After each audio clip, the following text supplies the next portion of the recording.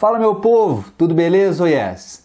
Moçada, preparei aqui agora uma sequência de videoaulas para tratarmos de domínios morfoclimáticos, que é um assunto que se enquadra dentro da geografia física.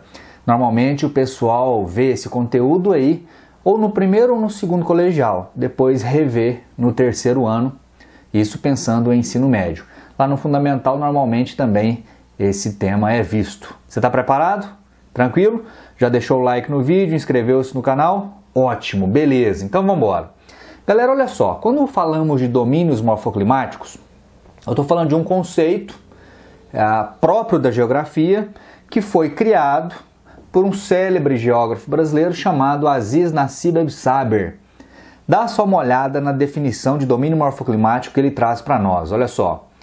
Conjunto espacial de certa ordem de grandeza territorial onde haja um esquema coerente de feições de relevo, tipos de solo, formas de vegetação e condições climático-hidrológicas. Beleza, beleza, beleza.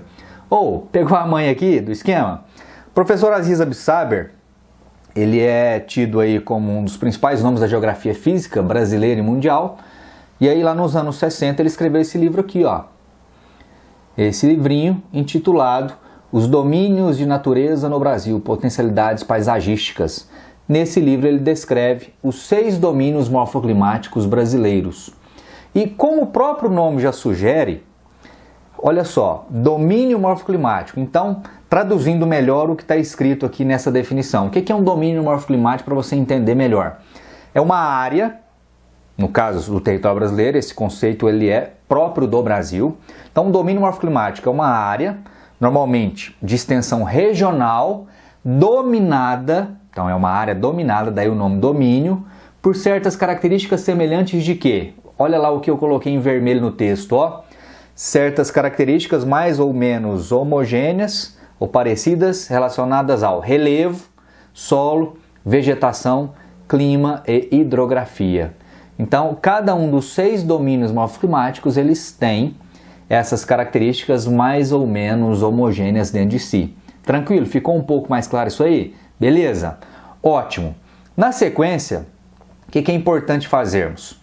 É importante que você diferencie esses 3 conceitos: ecossistema, bioma e domínio morfoclimático. Então, antes de entrarmos lá nos domínios morfoclimáticos de maneira mais específica, eu quero que você me ajude a diferenciar cada um desses termos aqui, ó. Então eu vou me aproveitar agora aqui dos conhecimentos dos colegas lá da biologia. Por exemplo, ecossistema. Ecossistema por vezes é tratado de maneira equivocada como um sinônimo de bioma. E bioma sinônimo de domínio morfoclimático. Está errado, não são sinônimos. O que é um ecossistema? Olha lá. Meio onde ocorrem interações entre componentes bióticos e abióticos. Então, o ecossistema é qualquer lugar onde há interação entre elementos bióticos, elementos vivos, e elementos abióticos, não vivos. Exemplo de elementos bióticos: os seres vivos de um modo geral, animais, plantas, etc. Abióticos, o ar, o solo, a rocha, entre outros. Pode ser desde uma poça d'água ou toda a biosfera. Então, uma poça d'água pode ser um ecossistema. Um aquário que você eventualmente tem em casa pode ser um ecossistema. O seu couro cabeludo pode ser um ecossistema, desde que você tenha piolho.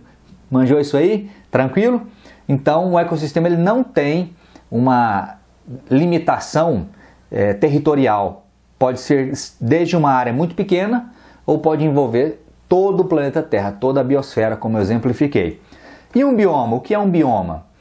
Bioma é uma área de dimensão regional, então aqui tem uma semelhança muito grande com o domínio morfoclimático, formada por um conjunto de ecossistemas com certa homogeneidade de características. Então, se um bioma é uma área de dimensão regional formada por um conjunto de ecossistemas, obrigatoriamente o que o bioma leva em conta na hora de ser definido, na hora de se caracterizar um bioma no Brasil? Se é um ecossistema, volta aqui na definição de ecossistema, ó. Área onde há interação entre elementos bióticos e abióticos. Então, obrigatoriamente, nos ecossistemas, eu levo em conta não apenas características físicas do lugar, mas também as características dos seres vivos, dos seres bióticos.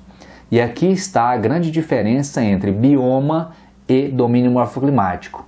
Bioma é um conceito próprio da biologia. Por mais que nós, na geografia, façamos uso dele frequentemente, ele é um conceito próprio da biologia, porque ele leva em consideração, por exemplo, a fauna, os animais.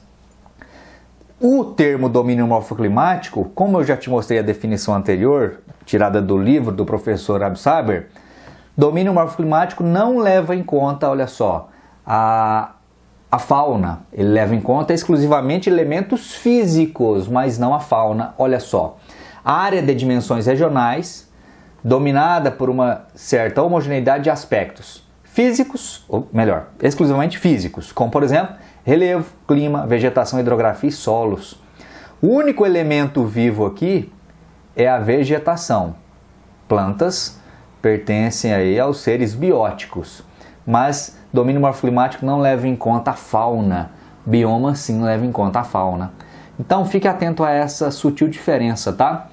Não que algum exercício possa te pedir para explicar a diferença entre bioma e domínio morfoclimático, mas é interessante que você entenda isso aí.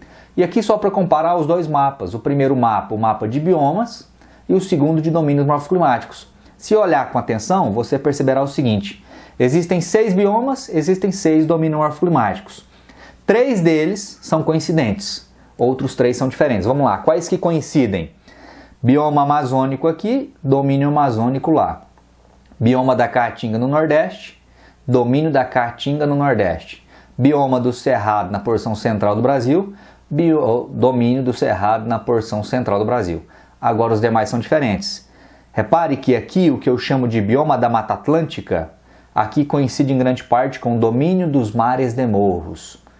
O que eu aqui chamo de bioma do Pantanal, não existe um domínio equivalente. O que seria o Pantanal aqui no mapa de domínios é uma área de transição. Ao final dessa sequência de videoaulas eu falo sobre as áreas de transição. E aqui no sul, o que eu chamo de Pampa, aqui eu chamo de domínio das pradarias. E perceba que no mapinha de domínios, o que eu aqui estou chamando de domínio das araucárias, no mapa de bioma, pertence ao bioma Mata Atlântica.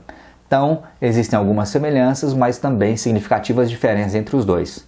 Você compreendeu aí essa parte introdutória? Beleza. O que faremos nas aulas que virão na sequência? Aí sim eu entrarei na caracterização de cada um dos 6 domínios morfoclimáticos. Tranquilo? Valeu?